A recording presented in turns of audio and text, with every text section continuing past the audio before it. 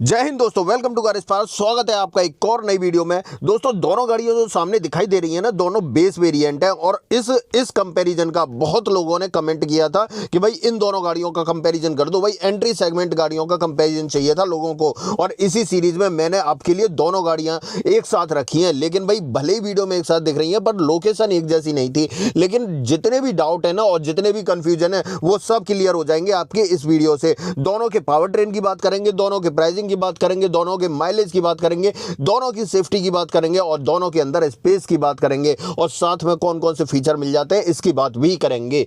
तो भाई दोनों गाड़ियों का आज पूरा कंपैरिजन देखने वाले, डिटेल में देखने वाले हैं कहां पर क्या कुछ मिल रहा है। ऑल्टो K10 का बेस वेरिएंट लेने में फायदा है या फिर टियागो एक्सी लेने या टियागो का बेस वेरिएंट लेने में फायदा है, सब कुछ डिटेल में बताने वाला हूं इसी वीडियो के अंदर। तो सबसे पहले रिक्वेस्ट है, चैनल पे पहली बार आए हो तो चैनल को सब्सक्राइब कर देना, और अगर वीडियो पसंद आए तो वीडियो को लाइक कर देना। तो चलिए बिना देरी करे वीडियो करते शुरुआत करते हैं दोस्तों इन दोनों गाड़ियों की चाबी के साथ में। अब बात करते हैं दोस्तों दोनों गाड़ियों की चाबी की। तो देखो, चाबी में कोई बदलाव नहीं है, दोनों गाड़ियों में सेम चाबियां देखने के लिए मिलती हैं। किसी भी गाड़ी के अंदर आपको रिमोट सेंटर लॉकिंग का ऑप्शन नहीं ऑफर किया जाता है। अब वेरिएंट की बात कर लेते हैं। देखो, यहां पर टियागो की बात करें तो वही XE वेरिएंट है या कहें तो बेस वेरिएंट है, और अगर ऑल्टो की बात करें तो ऑल्टो का भी LXI वेरिएंट है, बेस वेरिएंट है। बट देखो, मैं यहां दोनों वेरिएंट की बात करूंगा। ऑल्टो का LXI वेरिएंट पेट्रोल में और CNG में भी, सामने जो वेरिएंट खड़ा हुआ है CNG में, बट आप इसे जो है ना पेट्रोल में कंसीडर करना, क्योंकि मैं जितनी भी डिटेल बताऊंगा ना आपको पेट्रोल में बताऊंगा। पेट्रोल और CNG में बात करें तो सिर्फ सिलेंडर का अंतर आता है, बाकी किसी चीज का भी अंतर नहीं आता है।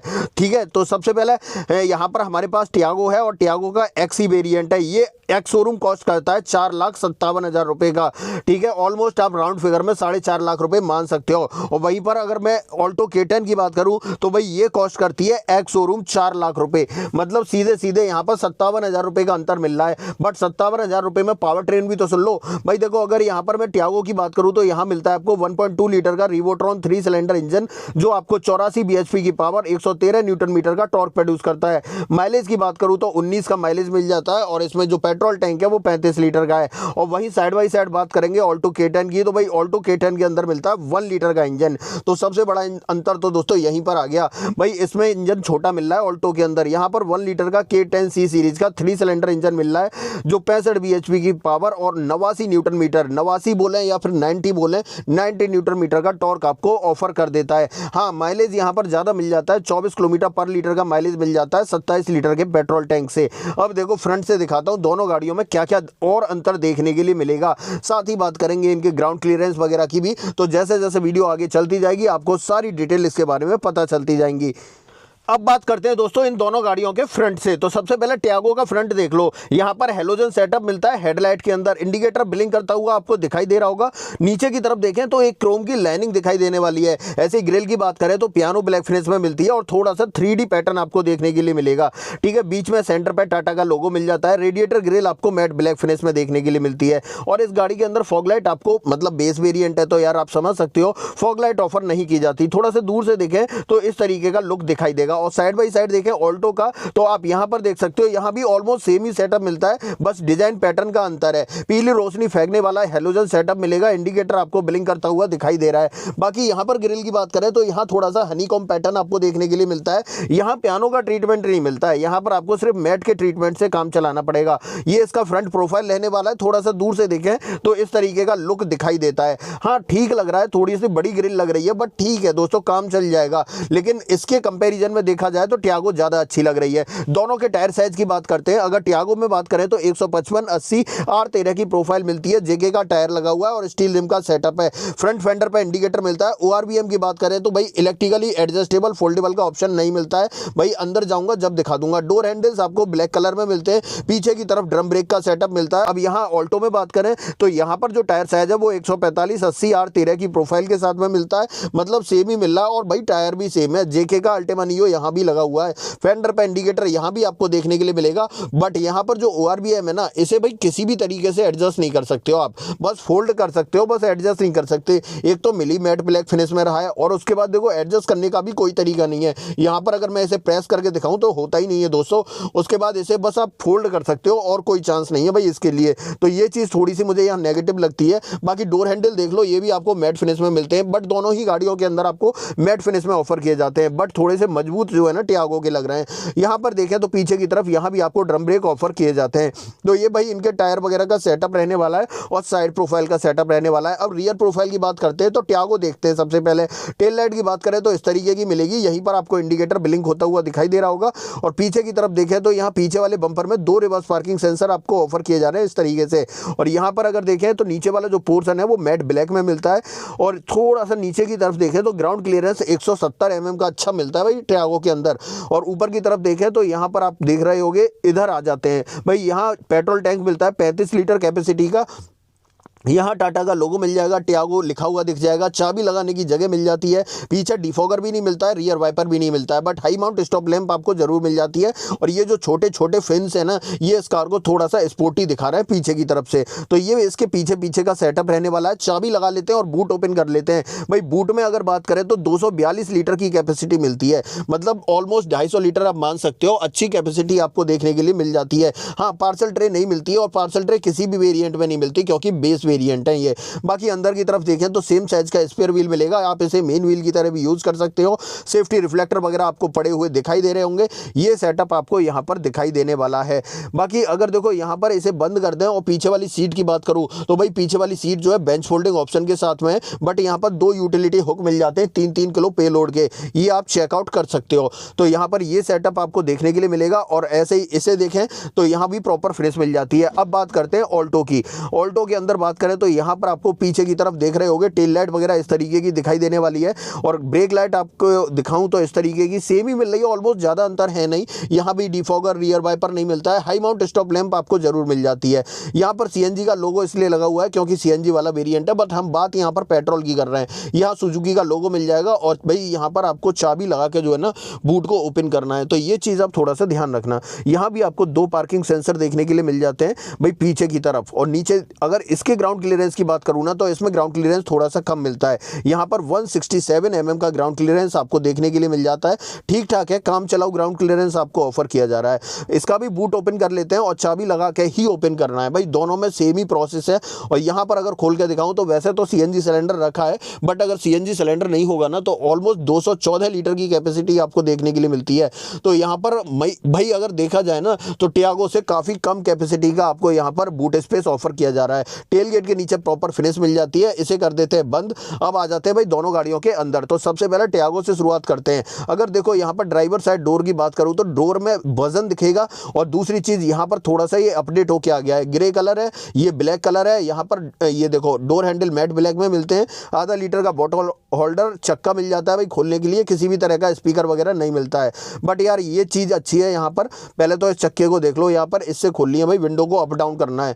बट यहाँ पर एक चीज़ अच्छी है कि भाई जो ORVM है ना उसे आप इस तरीके से मैकेनिकली एडजस्ट कर सकते हो, जो ऑल्टो के अंदर नहीं मिलता है। दोनों ही सीटों में एडजस्टेबल हेडरेस्ट मिल जाते हैं, ये चीज़ भी अच्छी है। बाकी यहाँ पर देखें तो इस तरीके की फैब्रिक कुशनिंग दिखाई देगी। और सीटिंग साइज भाई ऑल्टो से थोड़ा सा बड़ा मिलता है। यहाँ से बूट ओपन कर सकते हो और फ्यूल लिड ओपन करनी है। नीचे तीनों पैडल के साथ डेडिकेटेड डेड पैडल भी मिल जाएगा। यहाँ से आपको बोनेट ओपन करना है और यहाँ वॉलेट रखने की जगह मिल जाती है। AC वेंट का डिजाइन इस तरीके से मिलेगा। अब एक काम करते हैं, ऑल्टो के अंदर चलते हैं और वहाँ दिखाता हूँ वहाँ ड्राइवर साइड में क्या देखने के लिए मिलता है। तो सबसे पहले डोर ट्रिम से शुरुआत करेंगे। देखो डोर ट्रिम की बात करें तो बस वजन का अंतर आता है, थोड़ी सी क्वालिटी का अंतर आता है। क्वालिटी डेफिनेटली टियागो में आपको अच्छी मिलती है। यहाँ पर अगर देखें तो ये देख रहे होंगे, यहाँ भी आपको चक्का ही मिलता है, बट यहाँ पर चेक करें मैट ब्लैक मिलती है।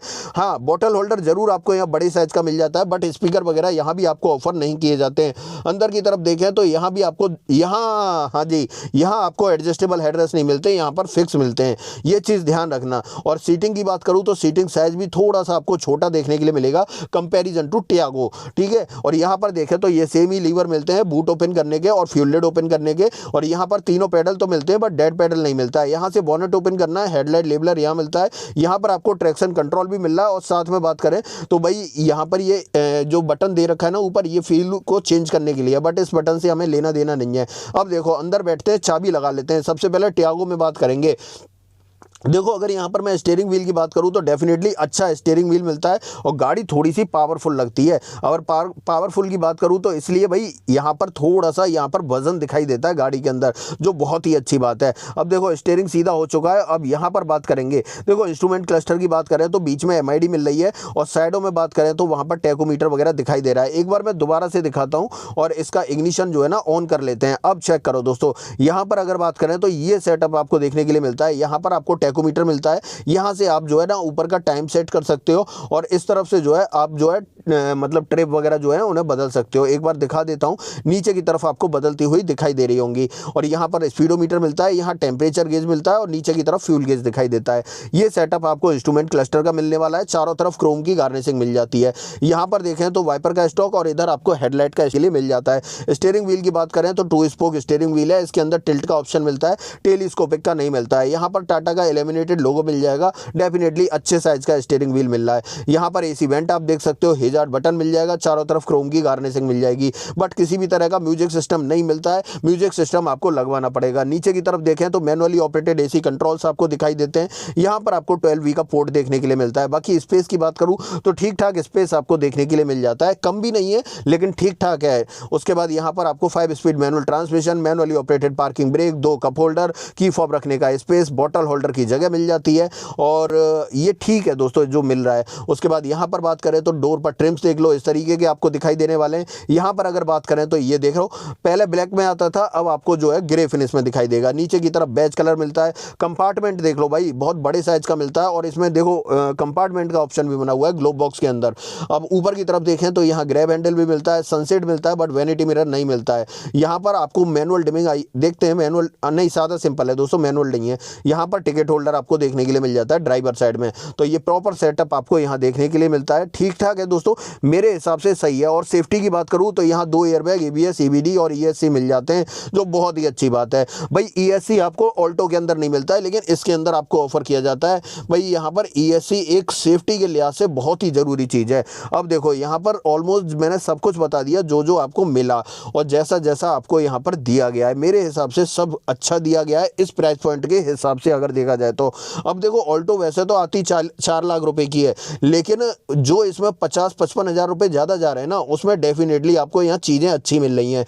यहाँ से निकलते हैं बाहर और अब चलते हैं ऑल्टो के अंदर। और देखो यहाँ पे भी चाबी लगा लेता हूँ और चाबी लगाने के बाद अंदर बैठते हैं। अब देखो दोस्तों, स्टीयरिंग पहले सीधा करने दो और यहाँ पर पहले देख लो भाई, ये 2025 वाला वेरिएंट है, इसके अंदर भी 6 एयरबैग मिलना है। यहाँ पर चेक करो, यहाँ पर इस तरीके का स्टीयरिंग व्हील मिलता है। सबसे पहला इंस्ट्रूमेंट क्लस्टर देखो, सादा सिंपल बेसिक सा मिलने वाला है। इको के अंदर भी यही मिल रहा है, ऑल्टो के अंदर भी यही मिल रहा है, एस्प्रेसो के अंदर भी यही मिल रहा है। यहाँ पर स्पीडोमीटर मिलता है, छोटी सी MID मिलती है। यहाँ पर पेट्रोल और CNG गेज दिखा रखा है, बट CNG गेज नहीं होता तो वहाँ पर टेम्परेचर आपको दिखाई देता।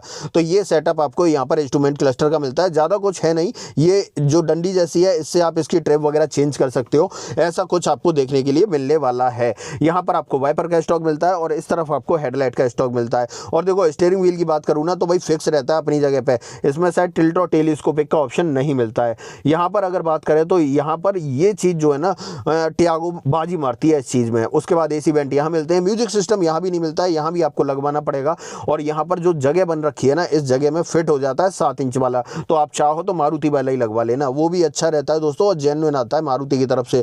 अब देखो अगर आप इसे लेने का प्लान कर रहे हो ना, तो जो 50,000 उसमें एक्स्ट्रा डाल रहे हो ना और इसमें लगा दिए 50,000, तो ये गाड़ी जो है ना ऊपर वाला वेरिएंट बन जाएगा और डेफिनेटली मिल भी जाएगा आपको ऊपर वाला वेरिएंट। यहाँ पर आपको हेजार्ड बटन मिलता है, यहाँ भी मैनुअली ऑपरेटेड AC कंट्रोल्स आपको ऑफर किए जाते हैं। हाँ, यहाँ पर आपको 12V का पोर्ट वगैरह ऑफर नहीं किया जा रहा है, किसी भी तरह का चार्जिंग पोर्ट ऑफर नहीं किया जा रहा है। स्पेस मिल जाता है, 2 कप होल्डर आपको मिल जाते हैं, 5 speed manual transmission, manually operated parking brake मिल जाता है। हाँ, गाड़ी थोड़ी सी छोटी है भाई टियागो के कंपैरिजन में, और यहाँ पर देख लो चक्के वाला सेटअप ही मिलेगा। ग्लोब बॉक्स देख लेते हैं, तो ग्लोब बॉक्स भी भाई टियागो के कंपैरिजन में थोड़ा सा आपको छोटा देखने के लिए मिल रहा है, मतलब ठीक ठाक है प्राइस पॉइंट के हिसाब से। ऊपर ग्रैब हैंडल उसमें भी मिल रहा था, इसमें भी सनसेट दोनों में मिल रहे थे, सादा सिंपल IRBM दोनों में मिल रहे थे, लाइट दोनों में मिल रही थी। यहाँ पर बात करें तो ये चेक कर लो, यहाँ भी सादा सिंपल सनसेट आपको मिल रहे हैं। तो ये भाई ऑल्टो का फ्रंट ड्राइवर केबिन है, ऑलमोस्ट यहाँ भी ज़रूरत की ही चीज़ें मिल रही हैं। बट एक चीज़ बढ़िया है, यहाँ पर यहाँ थोड़ी थोड़ी सी सेफ्टी बढ़ा दी है 6 एयरबैग वाली। तो यहाँ 6 एयरबैग के साथ ABS EBD आपको ऑफर किया जा रहा है। अब यहाँ से निकलते हैं बाहर और इनकी सेकंड रो चेक करते हैं। पहले टियागो के अंदर देखते हैं। देखो अगर टियागो की बात करूँ तो ये चीज़ चेक कर लो, यहाँ कलर कॉम्बिनेशन प्लास्टिक ये अच्छी है दोस्तों, फिट एंड फिनिश बढ़िया है यहाँ पर। बाकी 1 लीटर का बॉटल होल्डर पीछे मिलता है, यहाँ स्पीकर ग्रिल मिलती है। ये सेटअप इसका पीछे वाले डोर का रहने वाला है। और पीछे बात करें तो दोनों ही सीटों में non adjustable headrest 3 point seat belt आपको मिलती है। और अगर यहाँ पर बात करें तो ड्राइवर सीट को 6 फीट हाइट के अकॉर्डिंग एडजस्ट किया है। तो मैं बैठ के दिखा दूंगा कितना लेग रूम और आपको हेड रूम देखने के लिए मिलेगा। तो एक काम करते हैं, पहले अंदर की तरफ बैठते हैं, उसके बाद ही दिखाता हूँ आपको। तो सबसे पहले यहाँ पर चेक करो, यहाँ पर मेरे पैर आसानी से चल पा रहे हैं। 2 उंगलियों के बराबर या 1 उंगली के बराबर अच्छा खासा स्पेस आपको बचा हुआ दिखाई देगा। और वहीं पर मैं हेडरूम की बात करूँ तो हेडरूम चेक कर लो, मेरी हाइट 6 फीट है, उसके अकॉर्डिंग ऊपर की तरफ 4-5 उंगलियों के बराबर स्पेस आपको बचा हुआ दिखाई देने वाला है, जो काफ़ी अच्छी बात है। यहाँ पर ग्रैब हैंडल आपको देखने के लिए मिल जाता है।